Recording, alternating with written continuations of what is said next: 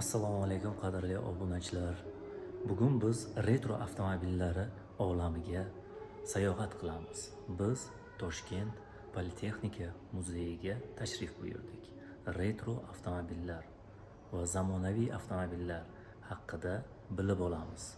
Uzoqlashmang, bizga obuna bo'lib qo'ying. Bundan-da qiziq videolarni chiqarishni davom etamiz. Mana bu tarix. Birinchi odamlar harakatni boshlashida ot aravadan boshlaganlar. Mana tarixda g'ildiraklar qanday ko'rinishda bo'lgan. Tosh g'ildirak eramizdan 4000 yil avval. Temir qoplamali yog'och g'ildirak 1200 yil avval eramizdan. Temir g'ildirak 1770-yil, keygali g'ildirak 1800-yil, yog'och g'ildirak eramizdan 3000 yil avval. Pnevmatik shinali g'ildirak 1846-yil. ZAZ 965. 1965-yil ishlab chiqarilgan bu avtomobil. Bu avtomobil asosan mas'uliyati cheklangan odamlarga mo'ljallangan. O'sha davrlarda 1945-yil urush qatnashchilari frontdan qaytganlarga bu avtomobil g'alaba uchun sovg'a qilingan. Mana shunday kompaktli, chiroyli ko'rinishdagi avtomobil. Bu ko'pincha hozirgi zamonaviy avtomobillarda Matiz deysizmi, Spark deysizmi, Tico deysizmi o'xshab ketadi. 1965-yil chiqarilgan avtomobil. Navbatdagi retro avtomobilimiz MV 340. 1948-yilning oxirida BMW 340 ning yangi modeli ishlab chiqarish uchun tayyor qilindi. Bu model 2-jahon urushidan keyin tashkil etilgan.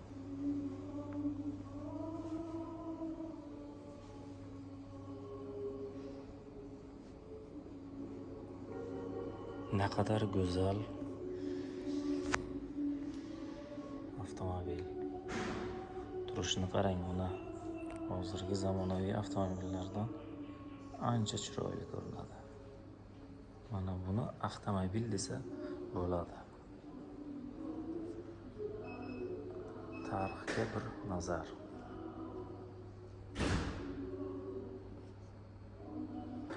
O'sha mashhur Volga Gaz 21. Ajoyib ko'rinishda, ayniqsa metallika rangini qarang, uni turishini. Buni ko'rib maza qilasizda, avtomobil shinavandalari. Ikki xil rangi turibdi-da, mana qarang. Bu vishnyoviy rangi. Gaz 21. Bu ham bir chiroyli tarix, o'ziga xos. 1956-yildan 1970-yilgacha seriyali ishlab chiqarilgan. Haqiqiy asr avtomobil bo'lgan. O'z davrining ramziga aylangan. Volgani qariyb 200 ta kinofilmda ko'rish mumkin. Ularning eng mashhuri avtomobildan saqlaning filmidir. Sizga tushdimi? Avtomobildan saqlaning. Birigiz avtomobiliya. Juda chiroyli ishlangan film. Filmga mos tushgan avtomobil. Navbatdagi avtomobilimiz Moskvich. Turishini qarang. Bu taksichilar minadigan retro avtomobilga o'xshab turibdi-da, buni qarang turishini. Moskvich 1400 modeli. 1946-yil 4-dekabrda Moskva avtomobil zavodi konveyerdan Moskvich 400 deb nomlangan. Urushdan keyingi birinchi avtomobil chiqdi. Avtomobil ikki xil variantda chiqarildi. Yopiq va ochiq kuzovli, yumshoq yig'ma soyabonli. Dastlabki Moskvich 400 1937-1940-yillarda. Pobeda M20. Bu ham retro avtomobillarning juda o'z zamonasining chiroyli avtomobillaridan biri.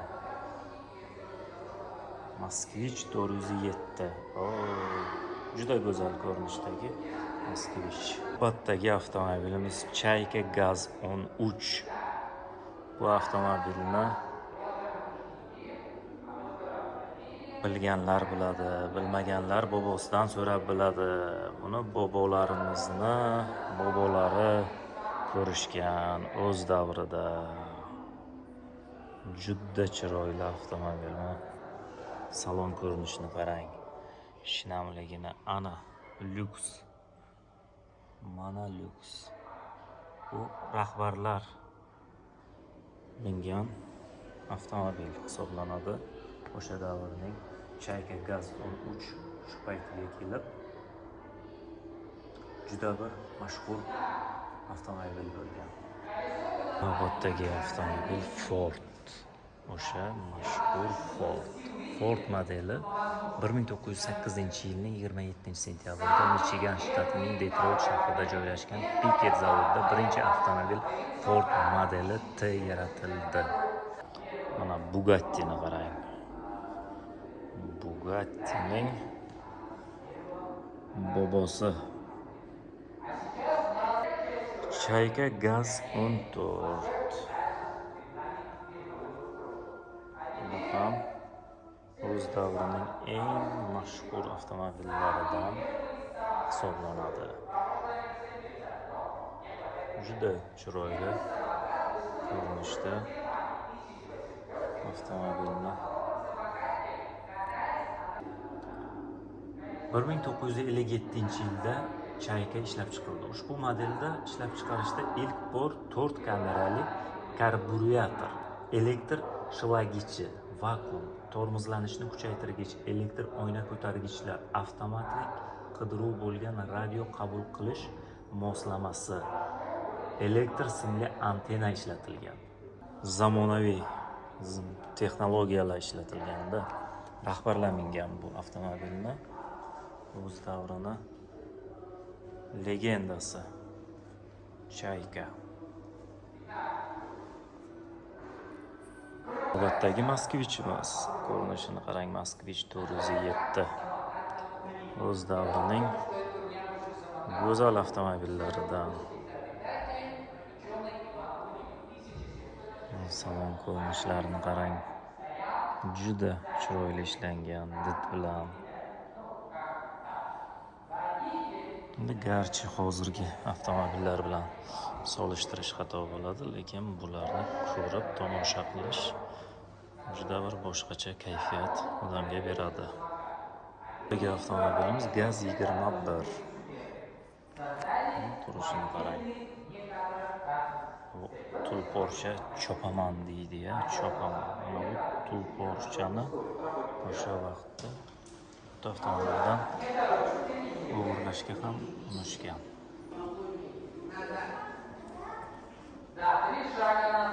Umumiy ko'rinishlari, salon holatlari. Buni texnik holatlarini aytib o'tirishim shart emas. Buni juda qiziqsangiz kanalimizda berib boramiz alohida. Navbatdagi retro avtomobillar Ford kompaniyasidan navbatdagi go'zal avtomobil. Filmdagi avtomobillardan biri. Juda go'zal holatda ko'rinishlari, zamonaviy. Ichi qanday sizlarga ko'rinyapti bilmadim. Salon ichlarini ko'rsatishga maksimal tarzda harakat qilaman.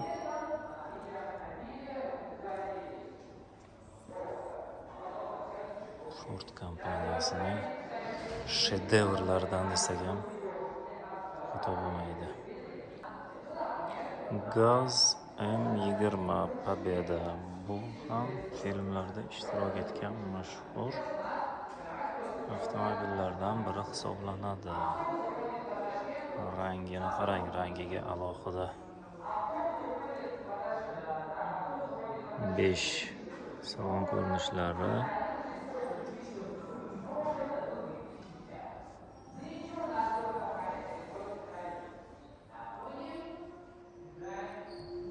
Hattoki bagaj qismini ko'tarilishi ham chiroyli did bilan ishlangan. Avtomobil tarixi birinchi boshlanishi mana shu ko'rinishdagi velosipeddan boshlangan. Zim M12 avtomobili.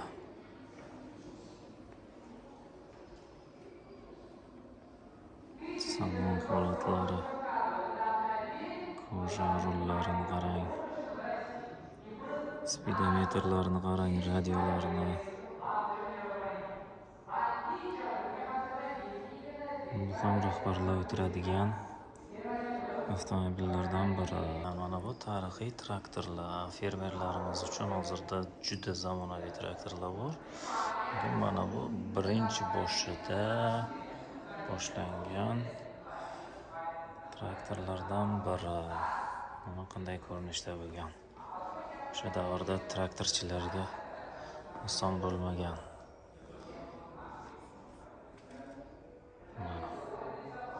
Hozirda esa zamonaviy traktorlarimiz qanday ko'rinishda.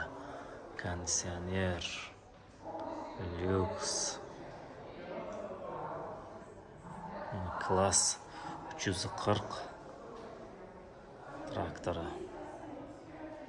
Mana endi o'zimizning avtomobillar. Damas 1. Ko'rinishini qarang bunda. Eslaganlar bormi? Juda chiroyli ko'rinishda turibdi.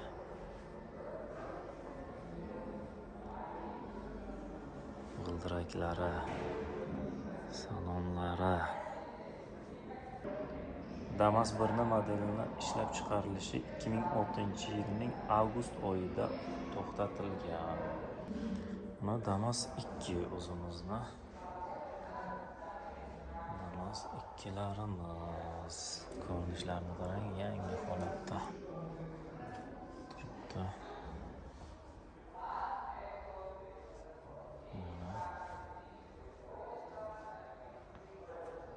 Mana bu o'sha legendarniy Tiko avtomobili. 1996-yilda ishlab chiqarilgan Tiko. Juda 96-yil uchun katta shov-shuv bo'lgan. Talab ham juda yuqori bo'lgan.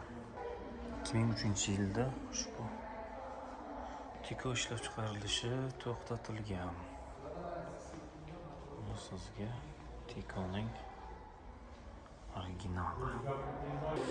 Nexia 2 avtomobili 2008-yil ishlab chiqarilgan legendarniy Nexia 2 legenda deydigan odamlar mana ko'ringlar. Mana bu originali Nexia 2 yangi holatda turibdi muzeyda.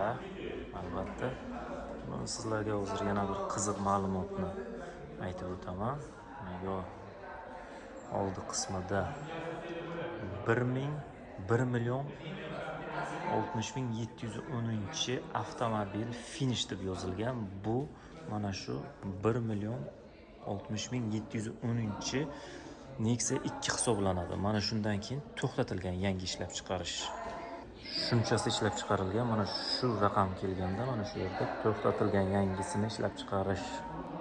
Nexia 2 finish deb shunga yozilgan. Shuni qarang, buni legendada bu. Hozir ham uncha mashin bilan bellasha oladigan 1.6 motor. Mana ana Matiz. Mana bu Matiz originali.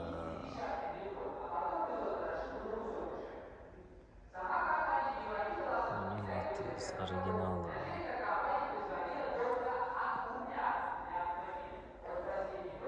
Juda zo'r holatda. Bu Matiz hammamiz bilamiz 2000 adashmayotgan bo'lsam agar 2001-yillarda ishlab chiqarilgan. Yana adashayotgan bo'lsam uzr, lekin bir qiziq sizlarga faktni aytib o'taman. Naqd 17 yil ishlab chiqarilgan Matiz konveyerda eng ko'p ishlab chiqarilgan, seriyali ko'p ishlab chiqarilgan Matiz hisoblanadi. Navbatdagi avtomobil Lacetti. Lacetti emas, Lacetti deb aytiladi. Bu mana oldida ko'rishimiz mumkin. 1 million raqami turibdi. Yana bir qiziq aytilmagan, kam eshitgan gaplardan birini aytib o'taman sizlarga. 1 millionda ishlab chiqarilgan eng oxirgi 1 millionchisi mana shu hisoblanadi. Shundan keyin to'xtatilgan. Bu eksklyuziv modeli hisoblanadi. 1.8 o'sha hammamiz sevgan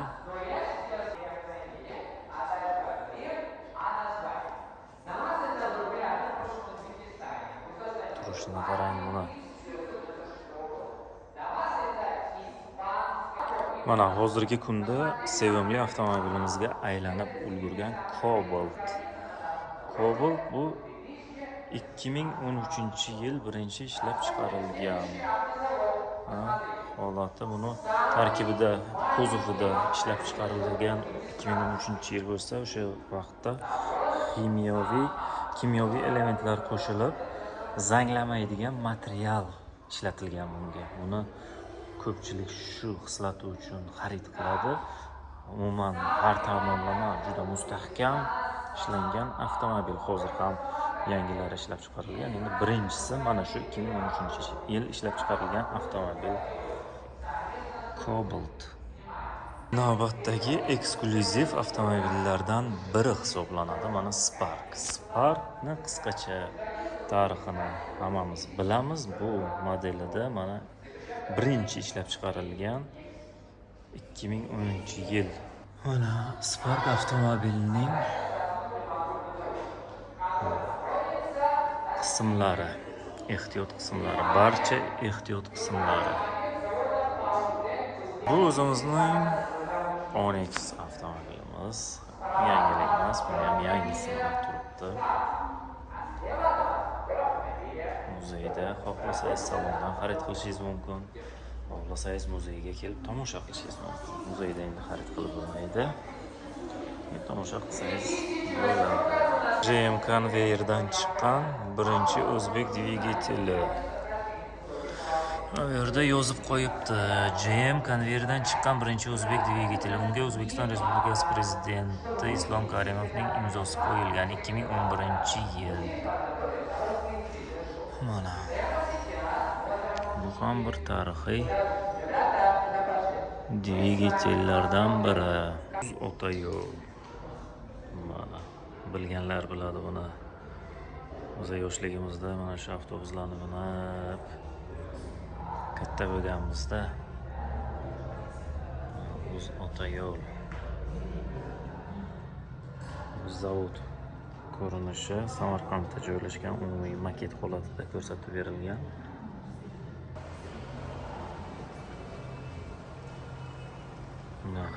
Bu ham bir xotira.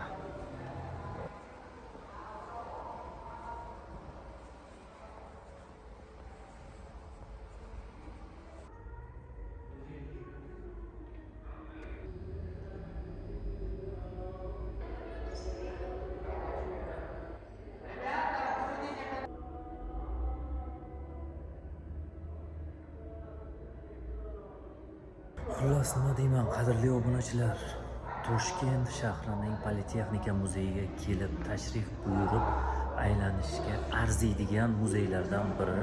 Avtomobillarning retrosi deysizmi, hozirgi ishlab chiqarilgan avtomobillargacha hammasi mavjud. Kelib tomosha qilishga arziydigan maskanlardan biri. Keling, tomosha qiling. Juda bir o'zgacha yangi bir hissiyotlarga ega bo'lasiz. 1000 marta eshitgandan bir marta kelib ko'rgan yaxshi deydilar. Qadrli obunachilar, kanalimizga obuna bo'ling, keyingi videolarda ko'rishguncha.